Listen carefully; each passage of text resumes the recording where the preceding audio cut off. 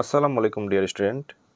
আজকে risk and return and পোর্টফোলিওর উপর দ্বিতীয় ক্লাস। প্রথম ক্লাসে আমি চেয়েছিলাম যে সম্ভাবনার অঙ্ক দিয়ে দিব, কিন্তু দিতে পারিনি, তার জন্য দুঃখিত। আজকে আমরা সম্ভাবনা থাকলে কীভাবে করতে হয় সেটা দেখব। আচ্ছা, প্রথম যদি 1 নম্বর অঙ্কটা আমরা খেয়াল করি, এখানে দেওয়া আছে সম্ভাবনার অঙ্ক। সম্ভাবনা কীভাবে বুঝবো? এখানে প্রবাবিলিটি দেওয়া থাকবে, প্রবাবিলিটি দেওয়া আছে স্টক এ এবং স্টক বি, দুইটা স্টকের হচ্ছে রেট অফ রিটার্ন দেওয়া আছে। এখানে ইকোনমিক কেমন অবস্থা ছিল সেটা এখানে বলা আছে। ব্যাড, গুড মানে ভালো অবস্থানে ছিল, ব্যাড মানে খারাপ অবস্থানে ছিল কোম্পানি। ওকে, এখানে আমাদের অনেক কিছু বলা হয়েছে। এক্সপেক্টেড রেট অফ রিটার্ন বের করতে বলা হয়েছে, স্ট্যান্ডার্ড ডিভিশন, ভেরিয়েন্স বের করতে বলা হয়েছে। তারপর বলেছে which security is more than risky, সেটা আমরা বের করবো। কোভেরিয়েন্স এবং কোরিলেশনশিপ অনেকগুলোই এখানে বের করতে বলা হয়েছে রিকোয়ারমেন্ট। আমরা প্রথম থেকে শুরু করব। প্রথমে এক্সপেক্টেড রেট অফ রিটার্ন কীভাবে বের করতে হয় দুটো কোম্পানির ক্ষেত্রে, আমরা এখন সেটা দেখবো আগে। ওকে, যদি আমরা খেয়াল করি, যদি সম্ভাবনা থাকে তাহলে কীভাবে বের করতে হয় এক্সপেক্টেড রেট অফ রিটার্ন, এটা একটু খেয়াল করবো। এ নাম্বারে বলা হয়েছিল আগে স্টক এর জন্য বের করব expected R of A, expected rate of return. যেখানে আমরা আর বার লিখতাম এ, সেটার পরিবর্তে এখন লিখতে হবে অফ আর এ। এটি হচ্ছে এক্সপেক্টেড রেট অফ রিটার্ন। এটা যদি বছর থাকে তাহলে এটাকে লিখবো, আর যদি সম্ভাবনা থাকে তাহলে আমরা এটা লিখবো। এটার সূত্রটা হচ্ছে সামিশন আর এ ইন্টু লেখার জন্য পিআই লিখে দিলেই হয়, বোঝা যায় এটাতেই। আচ্ছা, আর এ, আচ্ছা এখানে দুইটা কোম্পানি দুইটা অবস্থা দেওয়া আছে। আর এ একটা 40% আর একটা হচ্ছে 10%। আচ্ছা, 40% আর সম্ভাবনা দুইটাই 50-50 করে দেওয়া আছে, 0.50 0.50। ওকে, যদি আমরা এটা করি তাহলে হবে হচ্ছে 0.40, এর মান দেওয়া আছে 40% ইন্টু সম্ভাবনা মান 0.50। যেহেতু সামিশন তাহলে প্লাস দিব। এবার আরেকটা অবস্থা ছিল 0.10, 10% ইন্টু সম্ভাবনা 0.05। আশা করি বুঝতে পেরেছো। এখানে যদি আরেকবার একটু দেখাই, একটু খেয়াল করে, এখানে এর মান আছে 40%, আমরা 40 নিয়ে নিয়েছি, আর সম্ভাবনা মান ছিল 0.05 প্লাস। এবার দ্বিতীয়টা যদি খেয়াল করি 0.10 আছে, এটার সাথে সম্ভাবনা যদি গুণ করি এটা হচ্ছে 0.5। ওকে, এবার যদি এই দুটো ক্যালকুলেশন করি, এটা ক্যালকুলেশন করলে আসবে 0.2 আর এটা ক্যালকুলেশন করে আসবে 0.05। এই দুটো যদি যোগ করি আসবে 0.25। এটাই ছিল আমাদের এ কোম্পানির। সেমভাবে আমরা এখন বি কোম্পানির বের করব expected rate of return B company. এখানে বি লিখছি কারণ এটা বি কোম্পানি, আর এখানে এ লিখছি কারণ এটা ছিল এ কোম্পানির ক্ষেত্রে। এটার সূত্রটাও সেম, সামিশন আর বি লিখতে হবে আর হচ্ছে পিআই। এবার আর বি, এখানে দেখি আর বি এর মান দুইটা কী কী দেওয়া আছে, একটা হচ্ছে 0% আর একটা হচ্ছে 40%, আর সম্ভাবনা দুইটাই 50% করে। আচ্ছা, প্রথমটা হচ্ছে 0% ছিল, তাহলে 0.00 ইন্টু 0.50 প্লাস, পরেরটা ছিল 0.40 ইন্টু 0.50। জিরোর সাথে কোনো কিছু গুণ করলে তার মান 0 হয়, আর এটা যদি আমরা ক্যালকুলেশন করে আসবে 0.2, তার যোগ করলে হচ্ছে 0.2। এটা ছিল আমাদের এক্সপেক্টেড রিটার্ন দুটো কোম্পানির ক্ষেত্রে হয়ে গেল। ওকে, এবার আমাদের বিতে কি বলা হয়েছে একটু দেখি। বিতে বলা হয়েছে এখানে বলা হয়েছে standard division between each company. প্রত্যেকটা কোম্পানির স্ট্যান্ডার্ড ডিভিশন অর্থাৎ সিগমার মান বের করতে বলা হয়েছে। আমরা এখন সিগমার মানটা দেখব, একটু খেয়াল করি। এখানে সিগমার মানটা দেখব। এখানে sigma SB, sigma A, SB মানে স্ট্যান্ডার্ড ডিভিশন, সিগমা এ, এটা সূত্রটা হচ্ছে root over summation R A minus E of R A whole square into PI. Okay, এবার যদি আমরা মান বসাই, আর এ মানে হচ্ছে 0.40 minus expected rate of return পেয়েছে হচ্ছে, যদি এবার খেয়াল করি, এটা হচ্ছে এক্সপেক্টেড রেট অফ রিটার্নের মান দেওয়া আছে হচ্ছে 0.25, এটাকেও হোল স্কোয়ার করবো ইন্টু পিআই। সম্ভাবনা ছিল প্রথম বছর 0.50, সামিশন দিয়েছি তাই প্লাস। এবার দ্বিতীয়টার ক্ষেত্রে ছিল হচ্ছে 10%, 0.10 মাইনাস, সেখান থেকে এক্সপেক্টেড রেট অফ রিটার্ন বাদ দিতে হবে 0.25 বাদ দিয়ে হোল স্কোয়ার, যেহেতু আর নেই এই পর্যন্তই শেষ, ইন্টু পিআইটার সাথে সম্ভাবনাটা গুণ করে দিতে হবে। এবার এটা যদি আমরা ক্যালকুলেশন করি তাহলে আমাদের আসবে হচ্ছে 0.15। এটাকে যদি আমরা 100 দিয়ে গুণ করি তাহলে আসবে হচ্ছে 15%।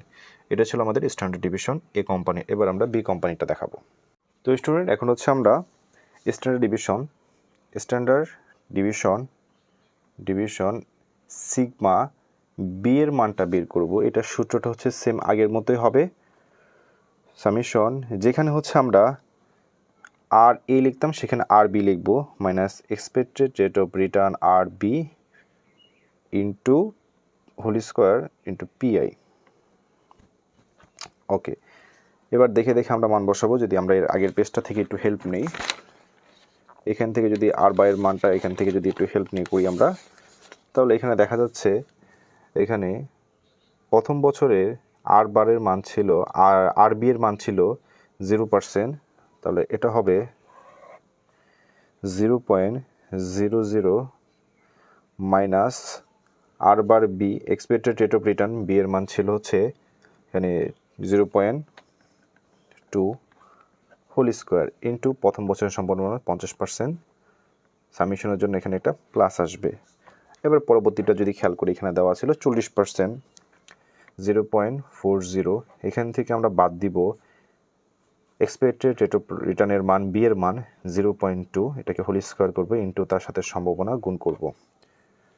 আচ্ছা, এটাকে যদি আমরা ক্যালকুলেশন করি এটার মান আসবে 0.2%, বা এটাকে যদি 100 দিয়ে গুণ করি তাহলে আসবে 20%। ওকে, এটা ছিল আমাদের স্ট্যান্ডার্ড ডিভিশন। পরবর্তীতে আমাদের বলা হয়েছে এখানে, যদি আমরা কোশ্চেনটা এখানে খেয়াল করি, বলা হয়েছে ভেরিয়েন্স বের করার জন্য এ এবং বি এর ভেরিয়েন্স বের করার জন্য আমরা জানি ভেরিয়েন্স বের করার নিয়ম হচ্ছে ভেরিয়েন্স, এর আগে আমরা শিখেছি সিগমাকে স্কোয়ার করলে ভেরিয়েন্সের মান পাওয়া যায়। আচ্ছা, এই কোম্পানি যদি সিগমার মানটা আমরা জানা ছিল, এখানে দেওয়া আছে, এই কোম্পানিতে আমরা পেয়েছিলাম 0.15, এটাকে আমরা স্কোয়ার করব, এটাকে স্কোয়ার করলে হয় হচ্ছে 0.0225। এবার স্ট্যান্ডার্ড ডিভিশন বি এর মানটা বের করব, বি এর মান বের করার নিয়ম হচ্ছে 0.2, এটাকে স্কোয়ার করব, এটাকে যদি স্কোয়ার করি তাহলে হবে হচ্ছে 0.04। এটাই ছিল আমাদের ভেরিয়েন্স। যদি ভেরিয়েন্স বলে তাহলে আমরা এইভাবে করব। পরবর্তীতে আমাদের বলা হয়েছে এখানে which security is more risky, কোন কোম্পানি হচ্ছে সব থেকে রিস্ক বেশি সেটা বের করতে বলা হয়েছে। আমরা জানি কোনো কোম্পানি যে রিস্কি কিনা বা ঝুঁকিপূর্ণ কিনা সেটা বের করার জন্য আমরা হচ্ছে স্ট্যান্ডার্ড ডিভিশন এখান থেকে হচ্ছে সিবির মান বের, কোএফিশিয়েন্ট অফ ভেরিয়েশনের মান বের করি।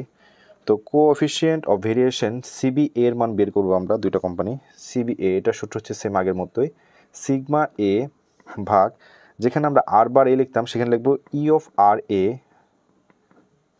ইন্টু 100।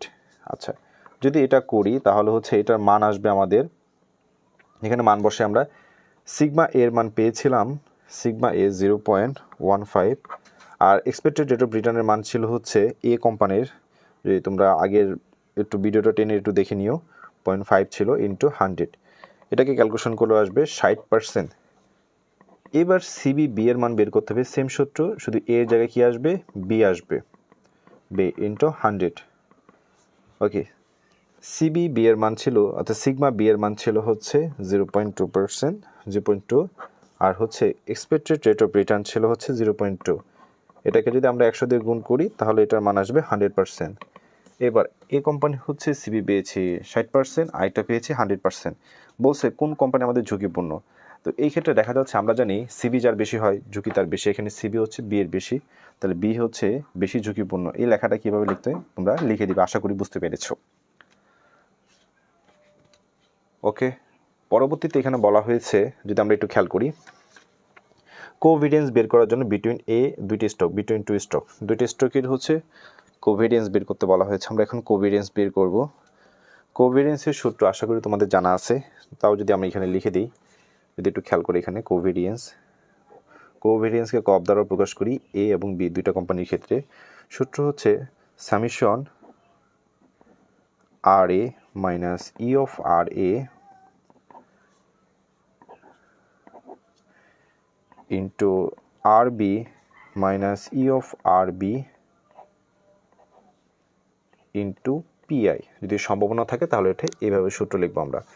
আচ্ছা, এখানে সবগুলোর মান তোমাদের জানা আছে, শুধু মান বসাবা আর করবা। যদি আমি বসাই, যদি একটু খেয়াল করো, আর এর মান দেওয়া ছিল সেটা হচ্ছে, যদি আমরা খেয়াল করি 0.45 0.40, এখান থেকে বাদ দিতে হবে ই অফ আর এ, যেটা আমরা পেয়েছিলাম 0.25।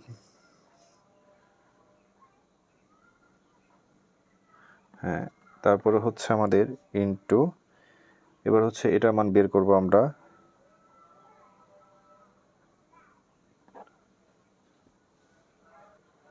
আরবি হচ্ছে প্রথম বছর ছিল 0.00%, সেখান থেকে বাদ দিব হচ্ছে এক্সপেক্টেড আর অফ, মানে expected rate of return B এর মানটা বাদ দিব, সেটা ছিল হচ্ছে 0.2%। এটার সাথে সম্ভাবনা কী করতে হয়, গুণ করতে হয়। সম্ভাবনার মান ছিল 0.50। যেহেতু সামিশন আছে তাহলে আমরা প্লাস দেব। এবার আরেকটা বছর ছিল এখানে, মানে দুইটা ছিল, মানে একটা গুড আর একটা ব্যাড। তো ইকোনমিক সিস্টেমে সেটা দ্বিতীয়টা করবে এখন। দ্বিতীয়টার মান দেওয়া ছিল 0.10 মাইনাস 0.25 ইন্টু বি এর ছিল 0.40, সেখান থেকে বাদ দেবো 0.2 ইন্টু এটার সাথে আমরা তার সম্ভাবনা হচ্ছে গুণ করে দিব। শেষ, আর কোনো কাজ নেই। যদি আমরা ক্যালকুলেশন করি তাহলে আসবে মাইনাস 0.03। আশা করি দেখা যাচ্ছে। এটা ছিল আমাদের কোভেরিয়েন্স। এবার আমরা কোরিলেশন বের করব। এখান থেকে যদি আমরা এখানে শর্টকাটে দেখিয়ে দিচ্ছি কোভেরিয়েন্সটা কীভাবে বের করব। কোরিলেশন এ বি, কোরিলেশন বের করার নিয়মটা হচ্ছে, এখানে আমরা সূত্র জানি কপ এ বি ভাগ sigma A into sigma B. আচ্ছা, কবের মান পেয়েছি মাইনাস 0.03, আর সিগমা এর মান পেয়েছিলাম যদি আমরা খেয়াল করি 0.15 ইন্টু সিগমা বি এর মান ছিল 0.2। এটাকে যদি আমরা ক্যালকুলেশন করি এটা আমার মান আসে -1। তো এই ছিল আমাদের, যদি সম্ভাবনা থাকে তাহলে কিভাবে করতে হয়, আর যদি আমাদের বছর থাকে তার আগের ক্লাসে সেটা দেখিয়েছে। আজকে এই পর্যন্তই। নেক্সট ক্লাসে অন্য কোনো টপিক নিয়ে চলে আসবো। ধন্যবাদ সবাইকে।